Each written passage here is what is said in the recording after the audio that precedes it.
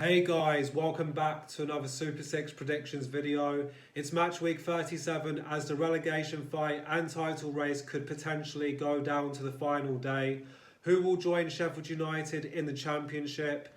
And will Man City drop any points? Well, hopefully they do, but we'll find out soon. Also, Borussia Dortmund and Real Madrid have reached the Champions League final, with this being Dortmund's first final since 2013, when they lost against German rivals Bayern Munich 2-1 at Wembley.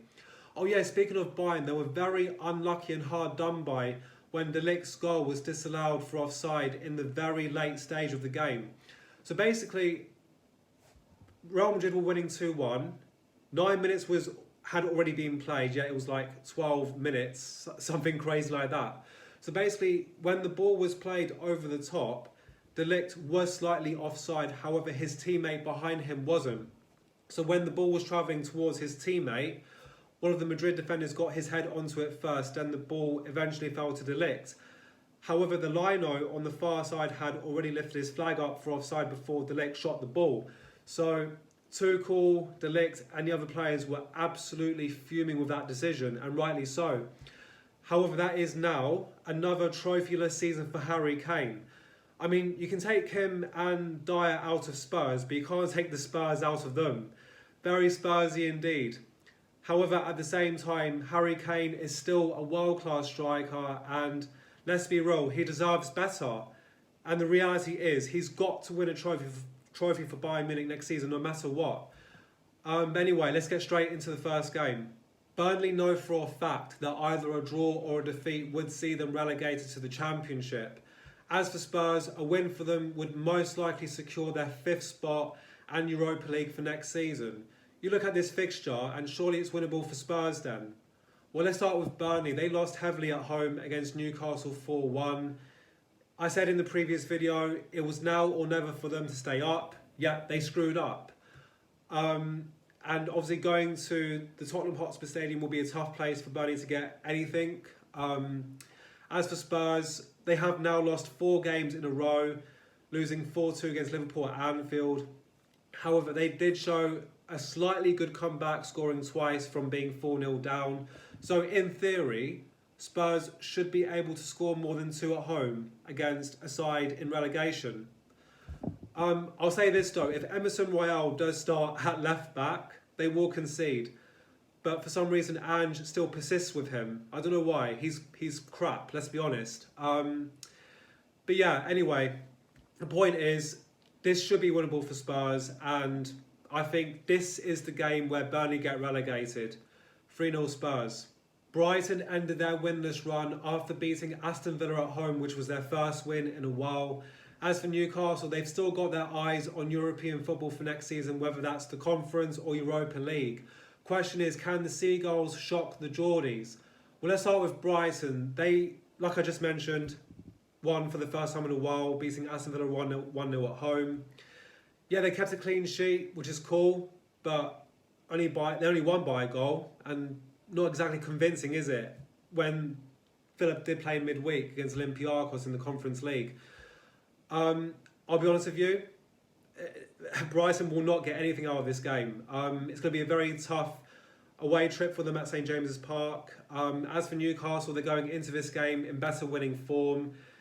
You know, beating Burnley 4-1 away from home. Yeah, I mean, 4 wins out of 5. I mean, you look at the forms table and the stats don't lie. So it's a no-brainer to go for Newcastle. 4-1 Newcastle. West Ham are still making a very late push for Europe, but as for Luton, they're still fighting relegation, so there is quite a lot to play for in this game. Question is, who will come out on top? Well, let's start with West Ham. They got absolutely destroyed 5-0 against Chelsea at Stamford Bridge. I mean, looking at their past 2 away games, I know it's irrelevant because they're at home now, but they conceded 10 goals away from home in their past 2 games, including the 2 at home against Liverpool. 12 in their past 3. That is shambolic defending.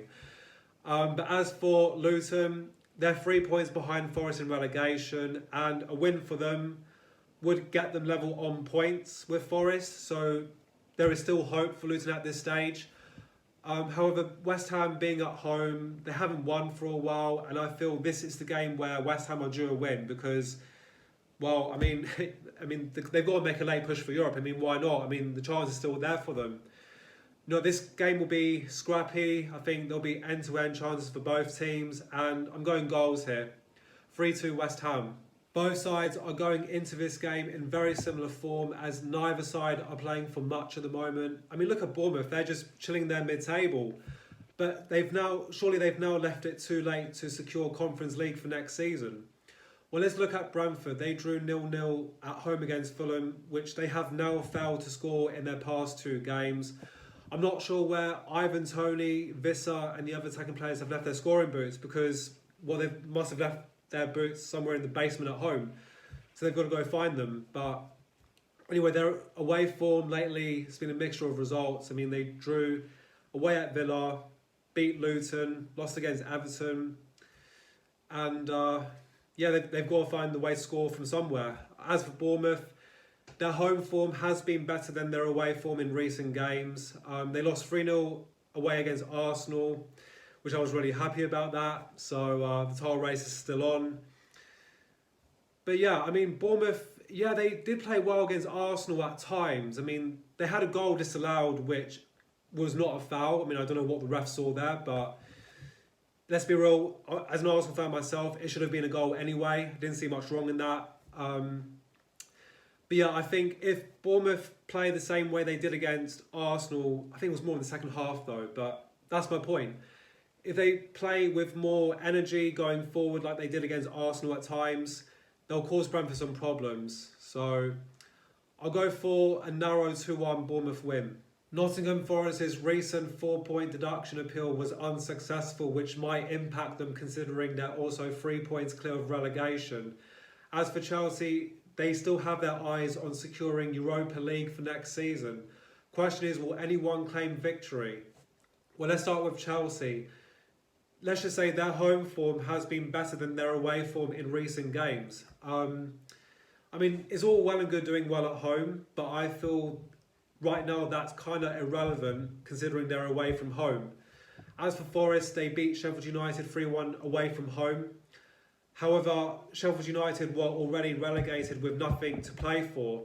So, yeah, a good win for Forest, but again, they're up against a better side in Chelsea. And yeah, I mean, you know, a draw or a win would be good for Forest to stay up. Depending how Luton get on against West Ham, obviously.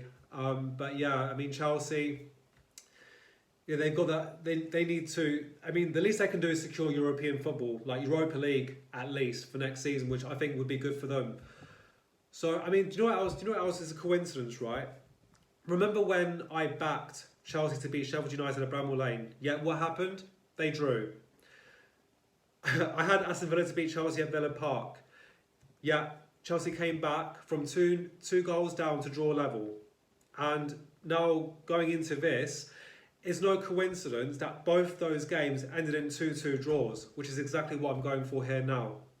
I look at this current Man United team, they're an absolute shambles, and the only way to save their season now is by claiming European football for next season.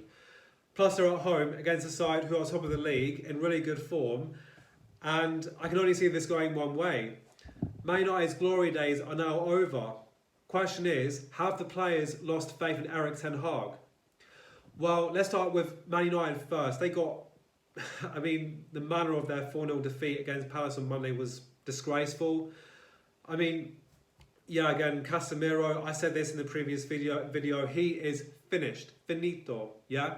His legs are done. I can say the same with Christian Eriksen, Johnny Evans. By the way, he just came back from injury, yet he played the full 90. No Harry Maguire. Bruno Fernandes missed his first ever game for the club because of injury. And the players, they're not playing for Erik ten Hag, and I think he has lost the dressing room. As for Arsenal, yeah, I mean, both home and away form has been really good lately. Yeah, Arsenal beat Bournemouth 3-0, like I mentioned before earlier in the video.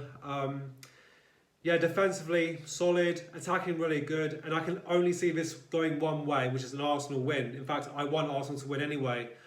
So, I mean, do you know when I said this as well previously, predict the unexpected to get results. 3-0 Arsenal. I was going to film outside in the garden as it's a really nice sunny day, except I couldn't get access to the table as it was filled with stuff that Dad's working on for his bike, and also guaranteed I'd hear the next door neighbours talking and laughing about certain things in the background, hence why I needed peace and quiet so I can hear myself talk since I'm still in here. But anyway, those are my round 54 score predictions locked in. Feel free to leave yours in the comment section, and thanks for watching.